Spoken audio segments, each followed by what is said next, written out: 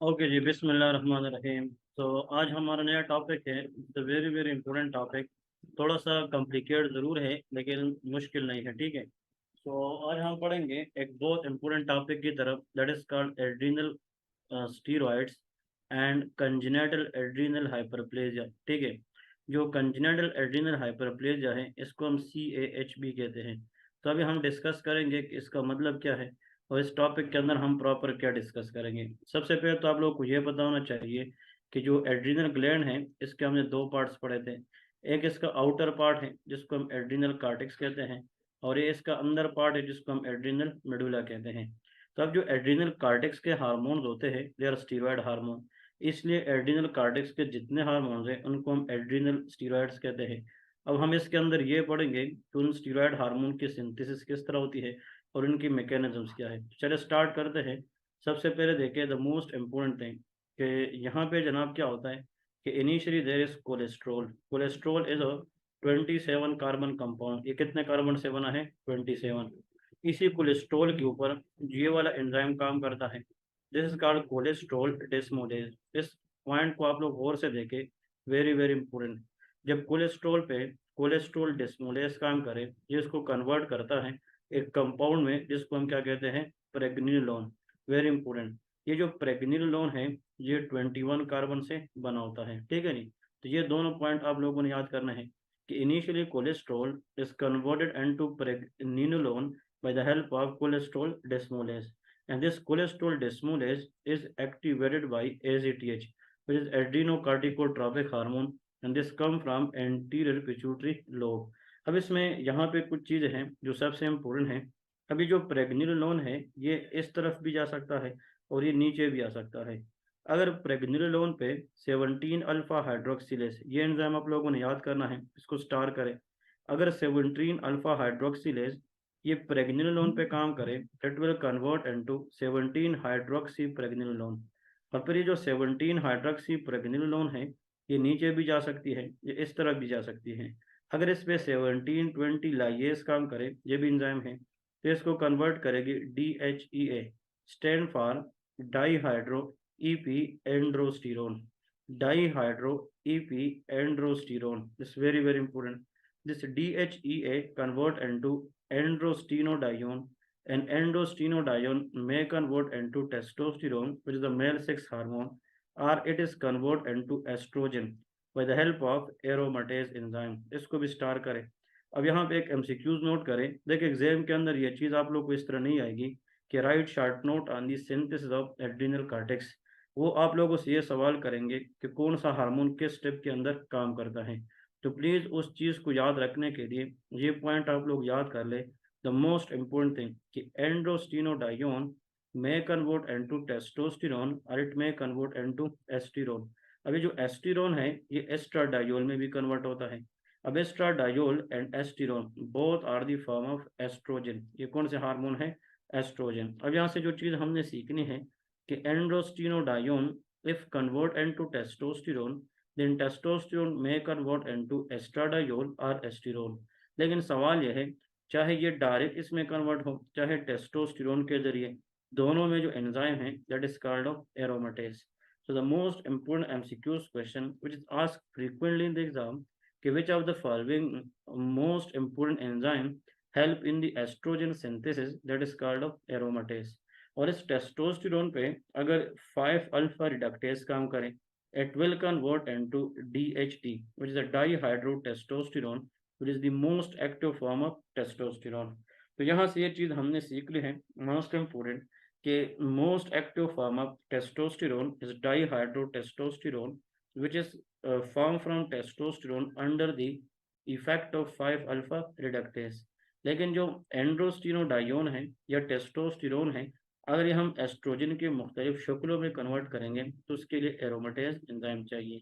अब ये तो प्रेग्निलोन अगर हम इस तरफ लेके जाएंगे, लेकिन अगर इस प्रेग्निलोन पे ये जो 3 बीटा हाइड्रोक्सी डिहाइड्रोजिनेस काम करे, ये इसको कन्वर्ट करेगी प्रोजेस्टेरॉन में, और जो प्रोजेस्टेरॉन है ये कन्वर्ट होगी 2011 डी ऑक्सी कार्टिकोस्टेरोन।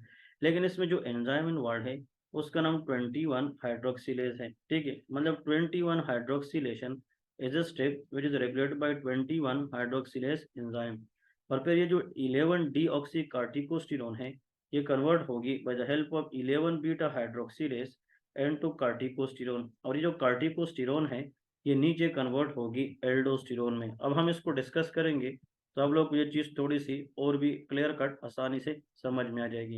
ये थोड़ा सा कॉम्प्लिकेटेड एरिया है पूरे एंडोक्राइन सिस्टम में, और ये थोड़ा सा इस तरह ज़्यादा भी है, तो आप लोगों को एक एक चीज़ समझानी पड़ेगी, ठीक है। हमने अब यहाँ से नीचे इसको कैरी ऑन करना है। देखिए, सबसे इम्पोर्टेंट चीज़ आप लोगों ने यहाँ से, मैं एक दफ़ा दोबारा बता रहा हूँ कि cholesterol convert into pregnenolone by the help of cholesterol desmolase. फिर ये जो प्रेग्निलोन है, ये प्रोजेस्टेरॉन भी बना सकता है, और ये 17 अल्फा हाइड्रोक्सी प्रेग्निलोन भी जा सकता है, डिपेंड अपॉन कि उस पर कौन सा एंजाइम काम कर रहा है। ये जो प्रोजेस्टेरॉन है, ये 17 हाइड्रोक्सी प्रोजेस्टेरॉन में भी जा सकता है, और ये नीचे जाके डी ऑक्सी कार्टिकोस्टेरोन में जा सकता है।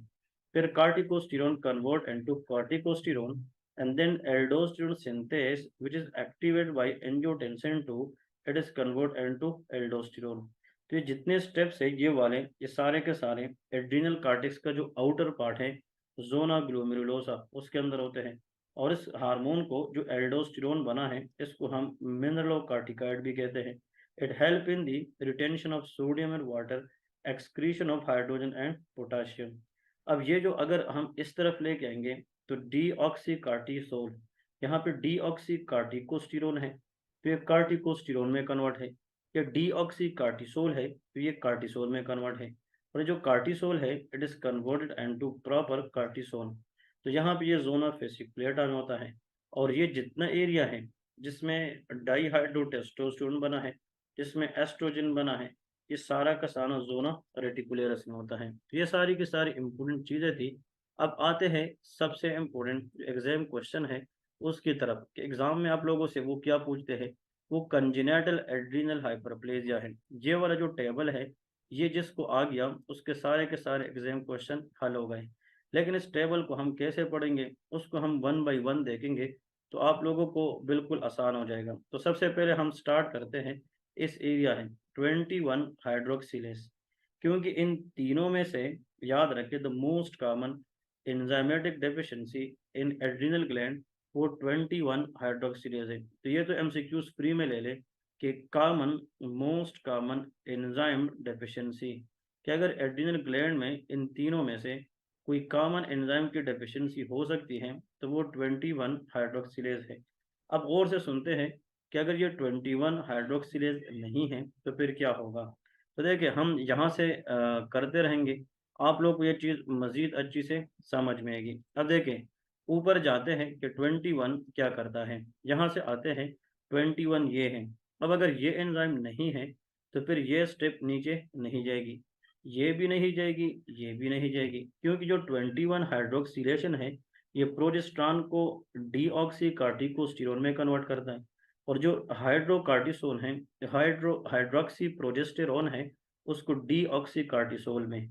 इसका मतलब यह है, इसको गौर से सुने, वेरी इंपॉर्टेंट। अगर ये एंजाइम एब्सेंट है, 21 इज नॉट देयर, तो फिर ये वाला इसमें कन्वर्ट नहीं होगा। तो बिल्कुल ये जो एल्डोस्टेरोन है ये नहीं बनेगा, नंबर वन। फिर अगर ये नहीं बनेगा, क्योंकि ये जो स्टेप है ना, ये ग्रीन सा, ये सारा ये 21 करता है, तो न प्रो एल्डोस्टेरोन बनेगी न कार्टिसोल बनेगी। लेकिन ये है जो प्रेग्निलोन है, अगर इसने नीचे जाना था, यहाँ से नीचे नहीं जाएगी, ये यहाँ से नीचे नहीं जाएगी, लेकिन ये चीज़ इस तरफ चलेगी। जब ये इस तरफ चलेगी तो जो स्टीरॉयड हार्मोन है, उसमें जो 6 हार्मोन है गोनेडल, वो बनेगी। तो 21 हाइड्रोक्सीलेज में जो हमारे पास टेस्टोस्टेरोन है और एस्ट्रोजन, वो ज़्यादा बनेगी, एल्डोस्टेरोन कार्टिसोल नहीं बनेगी। अब आते हैं जनाब 2 पॉइंट्स। अब जो गुड स्टूडेंट है उसने किस तरह याद रखना है, आसानी के लिए उसने ऐसे याद करना है कि 21 हाइड्रोक्सीलेज जो कमी है, उसमें 2 चीज़ें कम होगी, एक ज़्यादा होगी। अब जो 2 चीज़ें कम होगी, एल्डोस्टेरोन नहीं बनेगी। तो आप लोगों को पता है जो मिनरलोकार्टिकाइड है, एल्डोस्टेरोन है, उसकी लेवल कम होगी। फिर रिटेंशन ऑफ वाटर और सोडियम नहीं होगी तो बीपी कम होगी। और जो एक्सक्रीशन ऑफ पोटाशियम है वो नहीं होगी तो हाइपर कैलेमिया होगी। बिल्कुल आसान सी है। कार्टिसोल भी नहीं बनेगी। देखें, न एल्डोस्टेरोन बन गई, मिनरलोकार्टिकाइड नहीं बनी, कार्टिसोल भी नहीं बनी, लेकिन सेक्स हार्मोन जो है वो बहुत ज़्यादा बनी। इसकी वजह से हमेशा याद रखिए, ये बच्चे जब क्लिनिक आते हैं तो उनकी 8 उम्र से पहले पहले जो गोनेट्स की साइज़ है वो ज़्यादा होती है। इनको हम अर्ली ऑनसेट या प्रिकॉशियस प्यूबर्टी कहते हैं। तो हमेशा याद रखें, what is precocious puberty? If the secondary sexual characteristic that is seen in a baby before the eight of age year, 8 years age से पहले अगर प्यूबर्टी के साइंस आना शुरू हो जाएं तो उसको प्रिकॉशियस प्यूबर्टी कहते हैं। और इसकी वजह increase level of what sex hormone. और इन तीनों में से this is the most common present in infancy. अब यहाँ पे मिनरलोकार्टिकाइड नहीं है, एल्डोस्टेरोन नहीं है, रिटेंशन ऑफ साल्ट नहीं होगी, बीपी कम है तो साल्ट वेस्ट होगी, मतलब this is called salt wasting problem. और ये इंपॉर्टेंट एमसीक्यूज हैं। अब दो बातें और से सुने। अगर बच्चे के अंदर कंजेनिटल एड्रीनल हाइपरप्लेजिया में there is decrease aldosterone which leads to low BP, hyperkalemia and low cortisol, but that baby has secondary sexual characteristic before the age of 8 year, think about 21 hydroxylase deficiency. For USMLE, PLAB and any type of exam, the most important thing to ask in the exam multiple time. अब आते 17 alpha hydroxylase, ये तो आसान है। अब जो 17 alpha hydroxylase है इसका क्वेश्चन मैं सिखाऊंगा, लेकिन वो एंड में। अब इसको देखते हैं डायग्राम से। जो 17 अल्फा है, अगर ये एब्सेंट है तो फिर हमारे पास जनाब क्या होगा? तो जो 17 अल्फा है उसकी डेफिशिएंसी में देखते हैं। ये 17 अल्फा हाइड्रोक्सीलेज है, ये 17 अल्फा हाइड्रोक्सीलेज है। अब ये जो कोलेस्ट्रॉल है ये प्रेग्निलोन में कन्वर्ट होगा, लेकिन ये इस तरफ नहीं जाएगा क्योंकि एंजाइम नहीं है, ये भी नहीं है। तो फिर ये इस तरफ नहीं जाएगी, तो मतलब ये सिर्फ इस तरफ आएगी नीचे, तो मतलब एल्डोस्टेरोन लेवल क्या होगा? ज़्यादा होगा। तो रिटेंशन ऑफ सोडियम वाटर भी ज़्यादा होंगे। अब देखें, मतलब जो कार्टिसोल है और जो स्टीरॉयड हार्मोन है 17 अल्फा के अंदर वो नहीं बनेंगे। तो ये चीज़ आप लोगों ने सीख ली। द मोस्ट इम्पोर्टेंट पॉइंट, इसका मतलब यह है कि जो 17 है, इसका मतलब यह है कि जो 17 और 21 हाइड्रोक्सिलेज हैं वो हमारे पास हो नहीं बनेगी। और जब वो नहीं बनेगी, मोस्ट इम्पोर्टेंट चीज़ ये है, द मोस्ट इम्पोर्टेंट, जब वो नहीं बनेगी तो आप लोगों को पता है कि इसमें क्या होगा। देखिए, सॉरी फॉर डिसरप्शन, इसके अंदर यहाँ से अब देखिए, बहुत आसान कंसेप्ट है, वो हमने ऑलरेडी बताया है कि जो 17 अल्फा है इसमें हमने ये डिस्कशन की है कि इसमें जनाब एल्डोस्टेरोन ज़्यादा बनेगी, लेकिन कार्टिसोल और ये जो सेक्स हार्मोन है ये नहीं बनेगी। तो जितना ये ज़्यादा होगा तो रिटेंशन ऑफ सोडियम ज़्यादा होगी, बीपी ज़्यादा, एक्सक्रीशन ऑफ पोटाशियम ज़्यादा होगी तो पोटाशियम का लेवल बॉडी में कम होगा। और इसमें जो बच्चे पैदा होते हैं, अगर वो मेल है तो उसमें अनडिसेंडेंट टेस्टिस, जो टेस्टिस है वो टाइम पे नीचे स्क्रोटम में नहीं आएगी। It's a very very important point, they will ask you in the exams as well. तो ये पॉइंट आप लोगों को याद रखें, इसको हम एम्बिगुअस जेनेटिलिया भी कहते हैं। और अगर इस तरह उसी डायग्राम को आप देखें तो 11 बीटा हाइड्रोक्सिलेज है, उसमें एल्डोस्टेरोन कम होगी, लेकिन 11 डी ऑक्सी कार्टिसोन ज़्यादा होगी, जिसकी वजह से बीपी ज़्यादा, पोटाशियम कम, लेकिन यहाँ पे जो सेक्स हार्मोन है वो ज़्यादा होती है।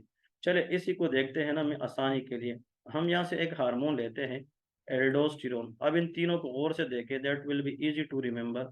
This is cortisol and that is the sex hormone. अपने आसानी के लिए जितने भी मुझे सुन रहे आप लोगों ने इस तरह करना है। द मोस्ट इम्पोर्टेंट 21 में ये भी कम होगा, ये भी कम होगा, but this will be high. तो सेकेंडरी सेक्सुअल कैरेक्टरिस्टिक जल्दी आएंगे। अब अगर एल्डोस्टेरोन इसमें देखें तो ज़्यादा होगा, लेकिन कार्टिसोल कम है और सेक्स हार्मोन भी कम है। अब देखें, aldosterone come, cortisol come, but sex hormone is high 21, but sex hormone come, cortisol come, aldosterone is high 17। तो इसमें भी दो कम है एक हाई है, इसमें भी दो कम है एक हाई है। इसमें जाते हैं तो यहाँ पे लेके एल्डोस्टेरोन कम है, इसमें सिर्फ सेक्स हार्मोन ज़्यादा है, कार्टिसोल भी कम है। लेकिन इसमें आप लोगों ने याद रखना है कि द मोस्ट इम्पोर्टेंट, ये जो है ये बिल्कुल हमें इस 21 जैसा क्या दे रहे हैं, पिक्चर दे रहे हैं। लेकिन इसमें जनाब एंजाइमेटिक डेफिशिएंसी अलग है, और इसमें जो रेनिन एक्टिविटी वो कम होती है, इसमें रेनिन एक्टिविटी ज़्यादा होती है। इसमें बच्चों के अंदर अर्ली हाइपरटेंशन होता है और precocious puberty same. All congenital adrenal hyperplasia और ऑटोसोमल रिसेसिव। इन सब में मोस्ट इम्पोर्टेंट 21 है, लेकिन चाहे कोई भी एंजाइमेटिक डेफिशिएंसी हो, सारा ऑटोसोमल रिसेसिव है, mostly characterised by skin hyperpigmentation due to increase MSH as we discuss proopiomelanocorticotropin because of ACTH. और जितना ज़्यादा स्टिमुलेशन होगी, एसीटीएच हमने पढ़ा कोलेस्ट्रॉल डिस्मोलेस को एक्टिवेट करेगी, तो दोनों साइड की जो एड्रिनल ग्लैंड है उसकी इनलार्जमेंट होगी due to increase ACTH. if deficient enzyme if deficient enzyme start with 1, it causes hypertension. if deficient enzyme end with 1, it causes virilization। तो देखें यहाँ से इम्पोर्टेंट ये है 1, 11 के अंदर 1, 17 के अंदर क्या है 1, तो इसमें हाइपरटेंशन है। अब देखिए 1 एंड 1, इसका मतलब ये है कि इसमें हाइपरटेंशन है, बीपी क्या होगी, हाई होगी दोनों के अंदर। लेकिन जो 1 एंड पे होता है 21, 1 आखिर में, तो उसमें वेरुलाइजेशन का मतलब होता है कि there is precocious puberty. So I think this concept make sense. और जिस एंगल से मैंने आप लोग को सिखाया है कि आप लोगों ने इसको इस तरह सीखना है, ये इसका सबसे ईजीएस्ट वे है कि आप लोग को इस तरह सीखे और इंशाल्लाह इसको फिर आगे जाकर एग्जाम के अंदर परफॉर्म करें। So hope you people enjoy this concept. Inshallah, next we will discuss in the upcoming lecture. Till now, Allah Hafiz. See you soon in the next tutorial.